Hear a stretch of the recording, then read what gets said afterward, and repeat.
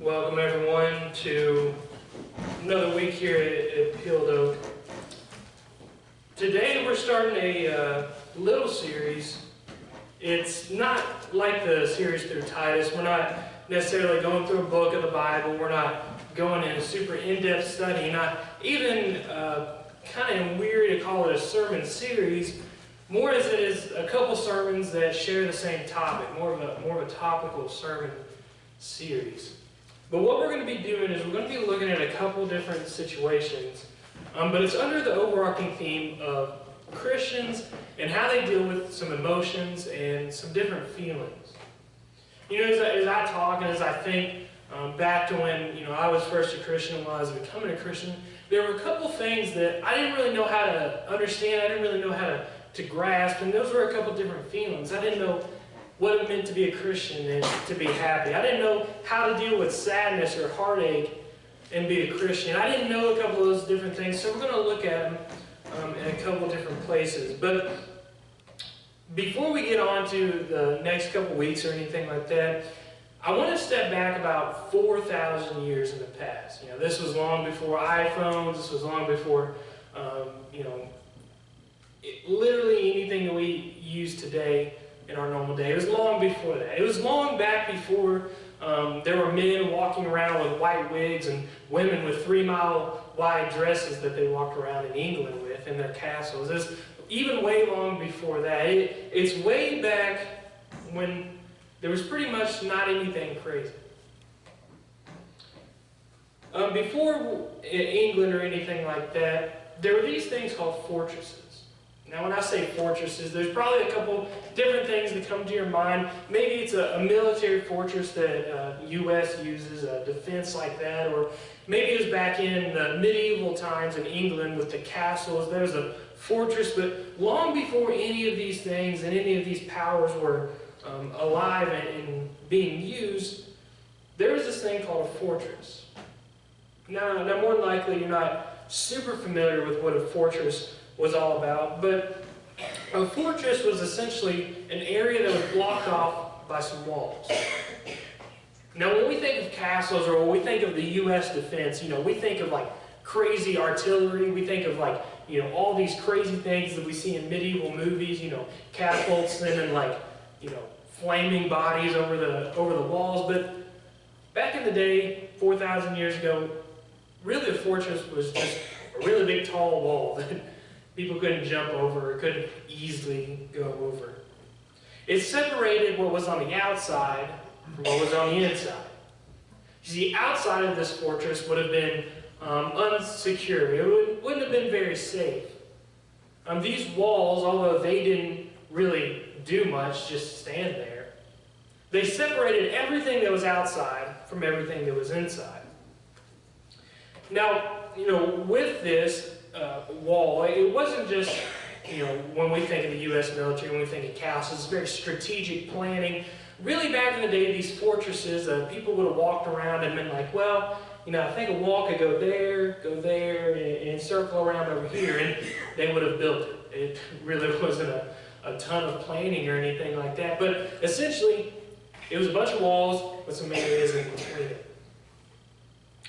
But unlike the things that come to your mind, when it comes to a fortress, it wasn't just the walls. It wasn't just military. It wasn't just a defense. You see, inside these walls, there were numerous people living their lives. They would work, play, rest, live their entire lives inside of these fortresses. Of course, the military would be in there ready at any time to attack anywhere, to any place. But essentially, inside the fortress was just like a little town. You had everything that came with it. People lived their entire lives inside of the walls, living, growing, experiencing life, and ultimately dying inside of these fortresses. So when I say fortress, it's not just a defense. It's not just an artillery. It's not just a big, huge castle. But when I say a fortress, I mean it was a livelihood. It was walls that separated outside chaos from the inside peace that was inside of these fortresses. Outside of the fortress was every man for himself. Do what you can to survive. Looking over your shoulder every 5 minutes to make sure no one's attacking. But inside of this fortress was comfort, was safety. You still had to deal with everyday life, but it wasn't an every man for himself situation. You see, it was different inside of this walls. Now today we're going to be looking at Psalm 62. Now I kind of went on this history lesson about fortresses because it has a big impact in understanding the way we read Psalm 62. So if you want to flip there, it's a psalm by David, Psalm 62, you're more than welcome to. But as you're flipping there, doesn't it seem like every day, or more often than not, at the end of the day, we're just exhausted? I mean, from work to kids to meeting all these requirements, working from 9 to 5 if you got a farm, doing all these different things night and day, even if you don't have a job, man, at the end of the day, sometimes we can just feel so exhausted. But it's not even work stuff, from playing with the kids to taking the kids to their games, to running kids here and there, to getting them this stuff to that stuff, to taking care of hundreds of acres of farmland. From simply just going and doing stuff. Sometimes, man, we can just feel so overwhelmed, so exhausted. And I'm sure, like you, I myself feel that a lot. At the end of the day, I work all day. I come home, I do some stuff, and I'm just exhausted. There's never enough sleep to kind of refill you. But exhaustion, it plays an interesting role in all of our lives because as much sleep as we get, as little work as we might do, it seems like there's always something that keeps us exhausted.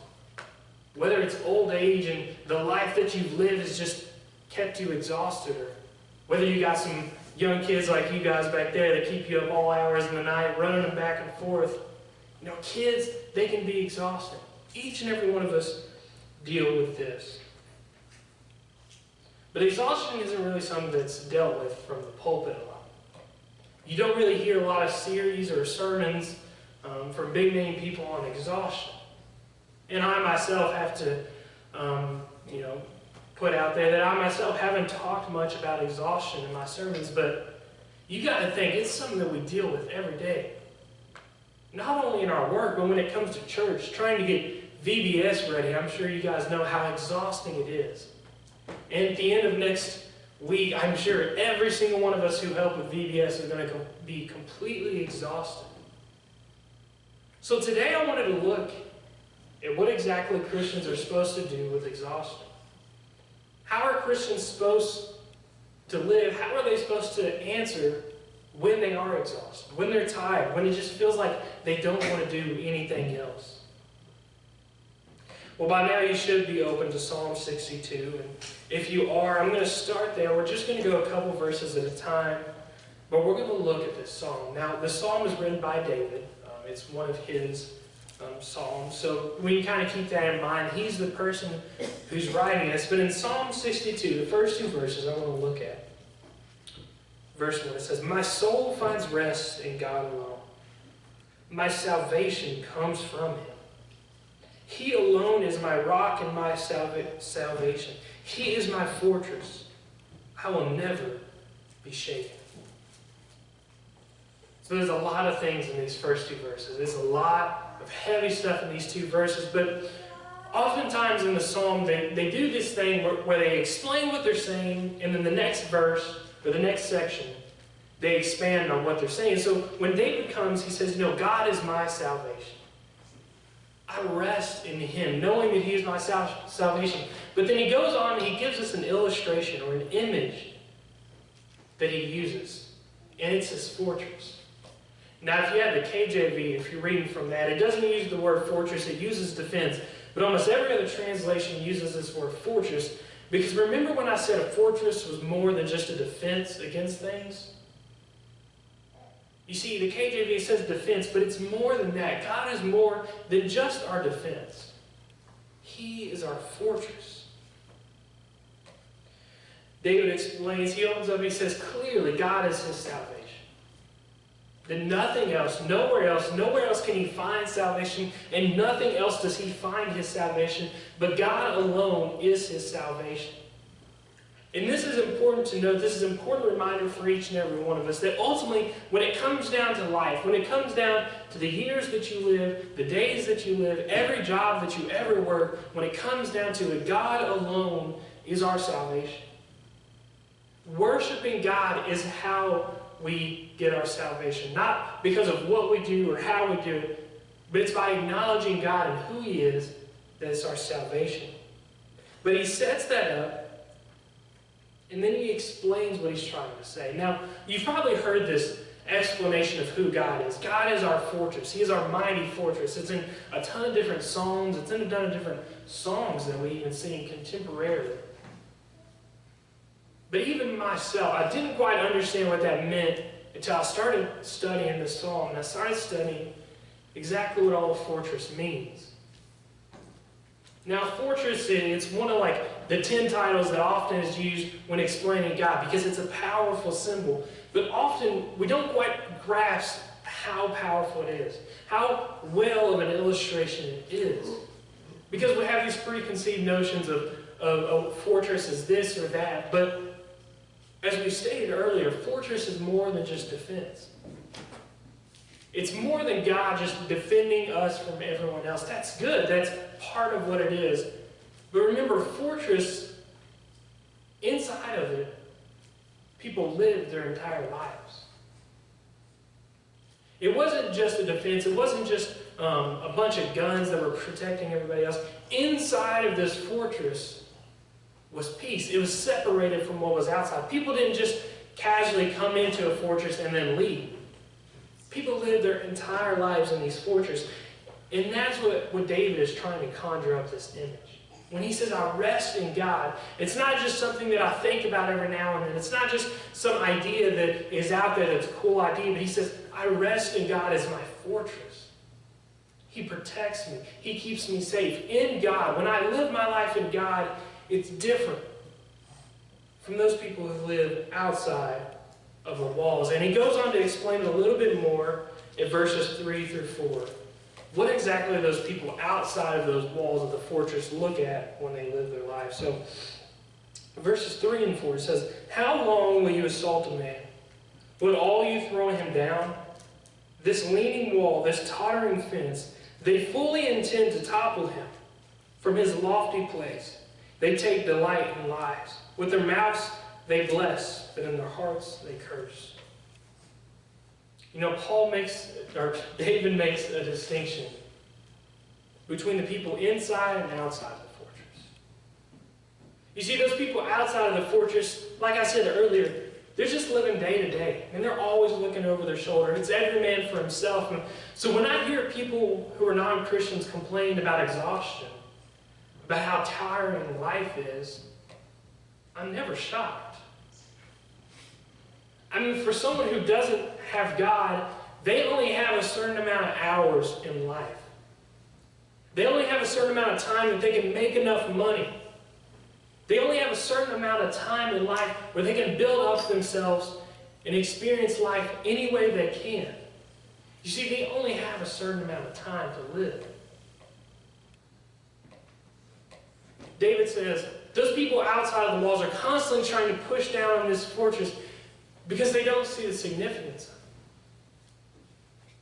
Those people living outside of the fortress, they don't have the peace that is inside. And they're living every day, day to day, just doing whatever they can to survive, doing whatever they can to better themselves. Those are the people outside of this fortress. That means early mornings and late nights. That means little, if any, sleep. That means job after job, hours after hours working, putting in all this effort, doing everything they can to just do and get as many things as they can. See, when it comes to non-Christians, they're living with a fixed time. So I can understand when I'm talking with someone who's not a follower of God, and they say, man, life just is exhausting. I can understand because As David says, I find my rest in God. I put my rest in God as my fortress. You see, those people have nothing to put their rest in. They have nothing to fall back on. They have nothing to live in like David. So when I hear people who are non-Christians talk about exhaustion, I can see the difference between how Christians and non-Christians deal with it. Because as non-Christians, there's nothing to fall on. There's nothing to find hope in. There's nothing to lean on when times are bad, when you're absolutely exhausted. But David reaffirms a little bit of what he was saying again in verses 5 through 8. In verses 5 through 8, he starts by essentially just quoting exactly what he said at the beginning. But he said, "Find rest, O my soul, in God alone. My hope comes from him. He alone is my rock and my salvation. He is my fortress, and I will not be shaken. My salvation and my honor depend on God. He is my mighty rock, my refuge. Trust in him at all times, O people. Pour out your hearts to him, for God is our refuge." Now, a lot of Psalms, they always repeat what they're saying. So, essentially, David, he repeats there at the beginning what he said to start. He said, God is my fortress. He is my rock. He's my salvation. He is what I put my hope and rest in. But he goes on and he explains a little bit more. You see the separation between what he was just talking about, those people outside of the fortress, compared to those people inside. See, David realized there's no rest for those who are outside. There's no rock, there's no salvation, there's no fortress to protect and keep them safe. But David once again makes it known the difference of having God as our fortress. When he admits that in God he finds rest, then he's saying he's glad to spend his entire life in God. You see, I said earlier that a fortress, you can't just casually go in and out whenever you want. If you were a civilian of these fortresses, you spent your entire life inside. The only time you might go outside is to go on a trip or to maybe go defeat an army that's trying to tackle your fortress. But for the majority of people, they spent their entire lives in this fortress. And what David is saying, he's saying, I don't want what's outside of this fortress. It might seem nice, it might seem like the grass is greener over there, but he says, I know how great this fortress of God is. He says, I'm willing to live my entire life in it. I'm willing to do everything I can to stay inside of this fortress because he knows those walls that God has built will never come down. No matter how many people attack it, no matter how many people want to see it come down, he knows that God will always be there to protect him. But it's important to remember what happens inside of a fortress because it's not just that defense. You see, there were sprawling cities inside of these fortresses. When we live our lives in God, it's not just a getting by type thing. It's not just another thing that you're kind of like, well, yeah, I guess I'll live in God. I guess I'll be a Christian. It's way beyond that. It's thriving. It's enjoying your life. It's spending time doing everything that you would normally do, but in the peace and comfort that God gives us. You know, oftentimes we see Christianity as kind of this boring type thing. But that's because we spend so much time looking at the grass on the other side of the fortress that we forget how exciting and how many things we can do when we live our life devoted to God. This goes beyond just the thanks we give to God for his power and his glory. It shows the placement that God has given us to be in. God has given us the ability to be with him. He gave it to the people in the Old Testament, and even now he gives it much more to us through Jesus Christ.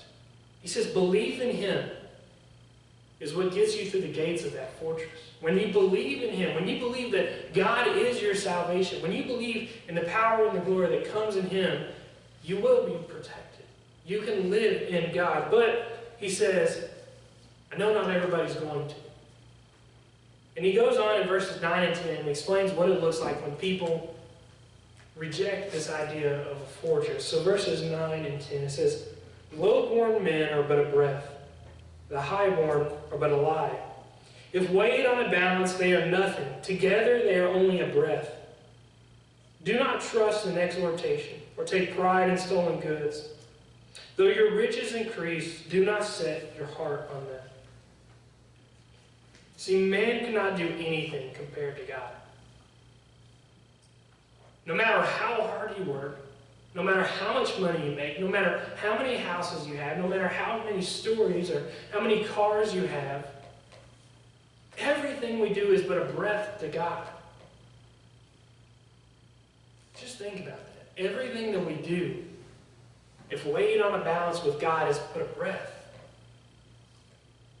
No matter how many hours we put into work, no matter how hard we go to get as much stuff as we can, it's never going to be enough as if we put our faith in God. Because if God does anything, the slightest bit that he does is way greater than anything man can do. I feel too often that we drive ourselves day in and day out because we have some kind of notion that if we get a certain level, we will be happy. If we just get that next job, we'll be happy. If we just get that raise, we'll be happy. If we just make enough money, we'll be happier. If we get this job, or if we move here, or if we do this or that, fill in the blank with whatever it is, then we will be happy. But when it comes to us and everything that we can do as mankind, and as much money as we make, when it's compared to what God can do, it's only a breath. Not even measurable. So when we spend our lives, and when we see people spend their lives giving and doing everything they can, working day in and day out, we know that everything that they do, everything that we do, when it comes down to it, will not earn us our salvation.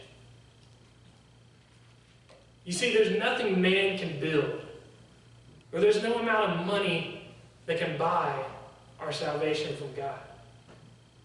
David, he says it multiple times. He says, God alone is my salvation. Nowhere else can I find it. By doing nothing else will I earn it. But in God alone and only his power can I find my salvation. The poor, the rich, important people, insignificant people, every single person on earth is but a breath compared to God. God can offer salvation, and salvation compared to anything else is but a breath. You can leave the fortress at any time. God's not holding you in at gunpoint. But you can't ever get what you can get in the fortress when you leave it. Nothing outside of the fortress of God can ever compare to what you'll get from the inside. And David, he restates this to end everything. In verses 11 through 12, he says, one thing God has spoken, two things that I have heard, that you, O God, are strong, and that you, O Lord, are loving. Surely you will reward each person according to what he has done. God is strong, and surely God will reward us for what we've done. Not for the things that we've built. David has just spent half this psalm talking about that's not how we get salvation. But it's up to us to decide where we want to live our lives. In the fortress, in God's power, in God's stronghold, or outside of it. Fending for ourselves. Doing everything that we can to survive and keep things up. What David is saying is that God is strong enough to keep you safe. To give you rest. To give you comfort. To ease your heart and ease your mind. Outside of the fortress, it's up to you to do that. Whether it's something as crazy as drugs, or something as simple as just ignoring that you're stressed or exhausted. But inside of the fortress, it's not up to you and your power to get over these things. But if you choose not to, if you say, no, I don't really care about it, then you're throwing everything away. So when he says God will reward each person according to what he's done, he's basically saying you got a choice. What are you going to do when you're stressed? When you're exhausted? When you feel like if you slept for 48 hours, you'd still be tired and exhausted? What are you going to do? You see, David is a man who was stressed and exhausted his entire life. If there's anybody that we can learn anything about from exhaustion from, it's David. He spent a good majority of his life just running from people. Whether it be Saul or whether it be his sons who were trying to take over the kingdom, a majority of his life was on the run. Day in and day out, looking over his shoulder. But it was in the midst of that he wrote this. It was in the midst of running, it was in the midst of exhaustion and heartache, sleepless nights, long days, running and running from people, that he wrote that he finds rest in God. When he's exhausted out of his mind, when it seems like he doesn't think he's going to live, and quite honestly nobody else does either, he says that's not what matters. Because he said, I can keep going because it's not just about what I can do. He says, when I'm tired and exhausted, I find rest in God. Because God is my fortress, and when I live in him, I know I'm safe. I know I'm secure. It might not always be easy. You still got to live your life inside of that fortress, no matter how peaceful and secure it is. But he's willing to live his life inside the fortress because he knows what it is. He rests in God not because God will protect him for the night, but rather because God will protect him for his whole life. No matter if he's way over here, way over there, in over his head over here, he knows that God will be with him. VBS coming up next week, I guarantee anyone who's involved is going to be exhausted. But beyond VBS, I know work is going to get you exhausted. I know kids are going to get you exhausted. I know family and friends are going to get you exhausted. Doing everything that you want, sometime you're going to end up exhausted. But I want you to look at God as a true fortress. Not just a word you sing in a song, not just an idea to explain who God is. But I hope that you can see God as truly the fortress for your life. Not something you pop in each Sunday, not that you just pop in a couple times a year to make sure everything's okay. But that each and every day you rest in God as your fortress. I want to give you a small prayer that I want you guys to pray when you're exhausted. It's something simple. It's on my page here. It's just 2 lines. It's not anything crazy. But it kind of encompasses everything we talked about today. But the prayer goes like this. God, you alone are my fortress. You alone are what I find rest in. Give me strength to get through, and give me peace to know that you are here. It's simple, but I hope when you say it, it reminds you of everything that we talked about today. But I want you guys to repeat after me, all right? So repeat after me. God, you alone are my fortress. You alone are what I find rest in. Give me strength to get through. And give me peace to know you're here. It's something simple, but I hope you guys remember that. And if you forget it, I'll put it on Facebook because my goal was to say it up here without looking, but I clearly forgot it. But I think it's important. Like I said, it really encompasses everything that we talked about today. And it's something important to keep in the back of your mind when you're exhausted. When you're doing everything you can to try to unwind, remember God is our fortress. In him is where we find our rest. But if you guys want to stand, I'll go ahead and close with a word of prayer. And I hope you guys take this little prayer Let's pray. Dear Heavenly Father, I pray that you be with us this upcoming week. For everyone who's involved with VBS, I pray that you give them strength and comfort to get through. God, I pray for those people who are going to be exhausted this week from work or anything else that's going to keep us busy. God, I pray that each and every one of us remember that, God, you alone are our fortress.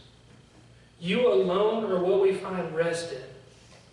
God, I pray that you give us strength to get through, and you give us peace to know that you're here. In your name we pray. Amen.